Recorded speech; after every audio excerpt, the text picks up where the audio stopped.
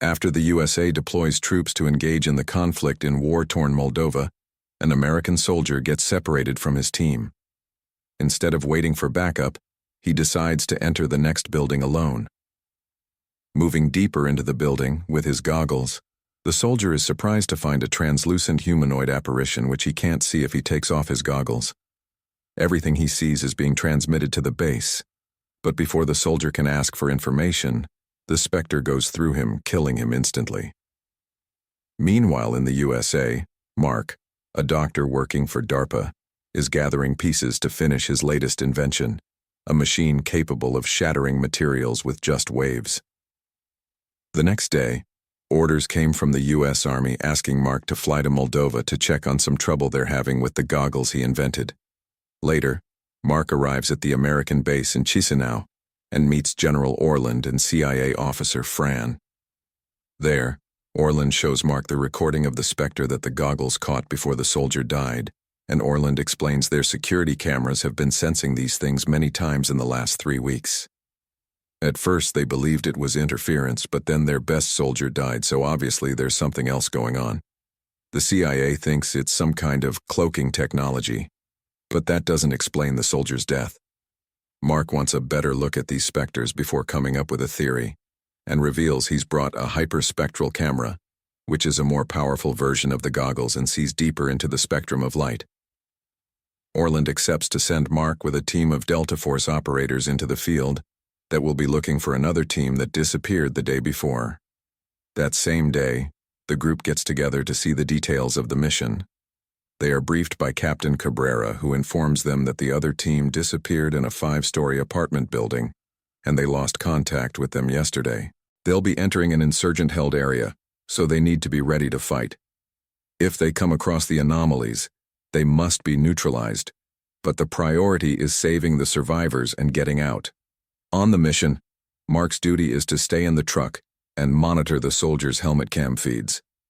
The team makes it to the building without issues, and while the first few rooms are empty, but after making it deeper inside, they find both soldiers and insurgents, all dead from the same strange circumstances. Cabrera detects some movement on the sensors and the soldiers approach a bathtub.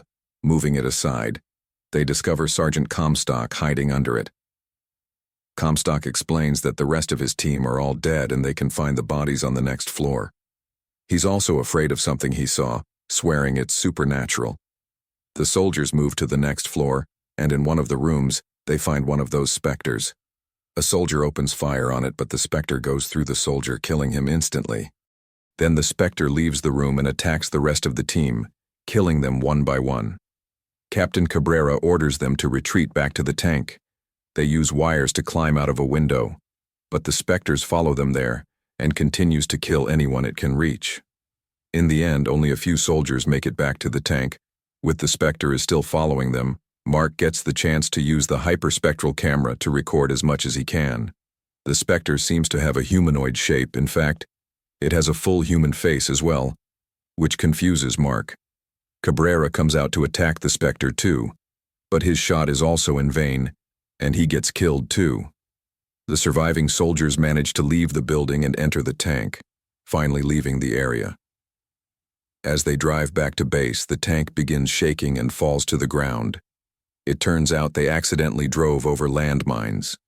Mark concentrates on recovering the hyperspectral camera, then everyone runs into an abandoned factory to be safe while the team begins discussing what happened, finally accepting that what they saw wasn't technology, but supernatural.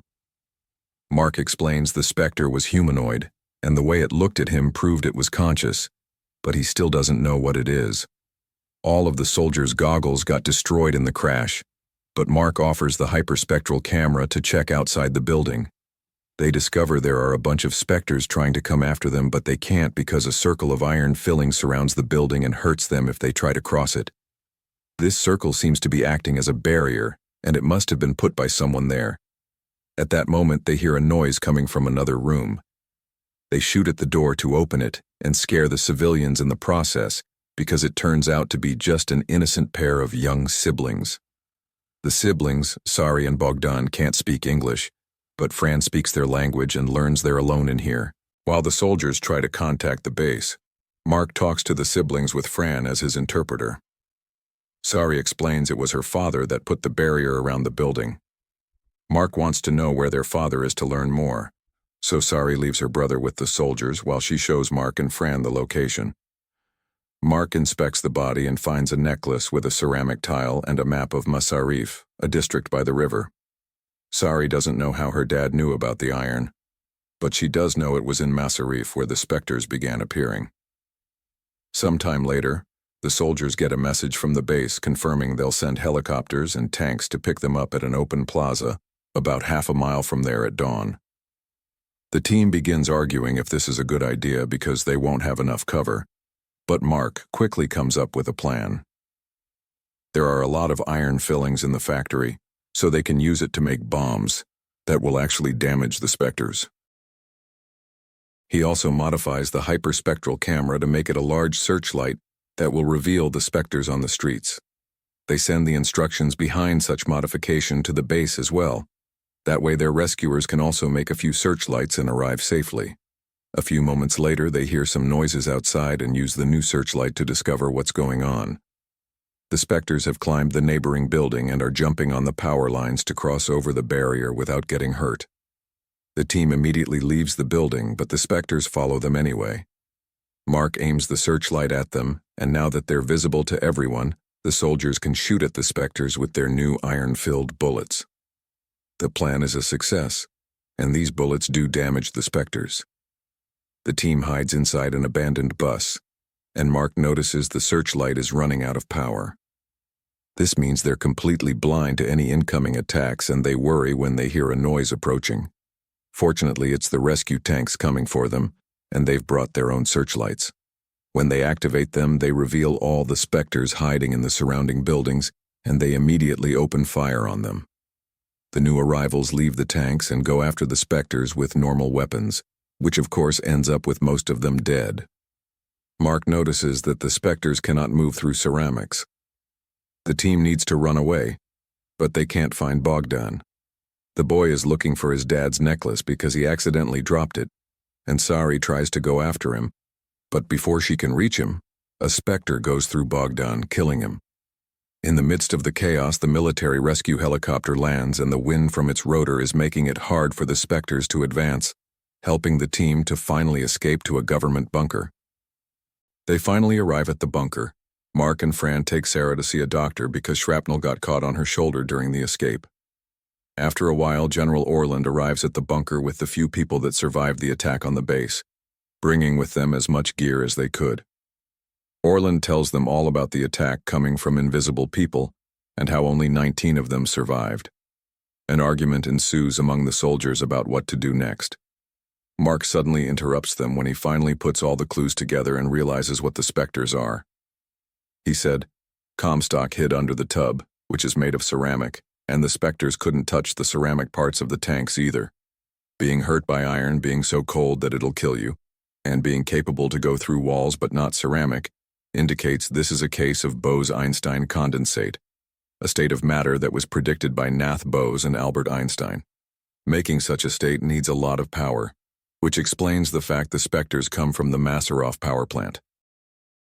Mark remembers his plasmic discharge invention, which should be able to shatter the specters, and proposes to build a bunch of them using all the gear they brought from the base and any electronics they can find in the bunker. The soldiers immediately begin looking for all the pieces that can be useful to make a power searchlight, and as many weapons as possible. After, Orland gives the team an inspirational speech, and they leave for the power plant. With the lighting up the power plant's platform, the first group of soldiers tests the new weapons on some incoming specters. Mark's invention works wonderfully, and once they have confirmed the first horde of specters is destroyed, the other two groups leave the helicopters as well. Now every platform has been blocked. The soldiers concentrate on fighting the specters that keep coming, while the helicopter flies ahead to drop Mark, Fran, and 2 guards inside the plant. The group is attacked by specters as soon as they enter. The soldiers stay to fight while Mark and Fran look for the lab as fast as possible.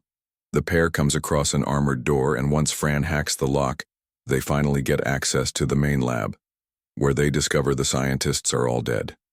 There are X-rays that indicate they've been scanning humans on a molecular level, and then they would use a special 3D printer to replicate them in condensate form. There's a whole assembly line, confirming this is a weapon. Looking further into the lab, Mark and Fran find dozens of specters locked inside cells. Half of these are broken, which means some accident caused a bunch of specters to escape and the scientists couldn't stop them. There's a machine with an emergency shutdown procedure, but it has lots of technical terms that Fran will need some moments to translate. Fran manages to figure out that they need to unlock all the ports and then pull a bracket to release the cables. This should kill all the specters at the same time. Mark climbs to top of the machine while Fran shoots at the specters that escape their cells with the intention of stopping Mark.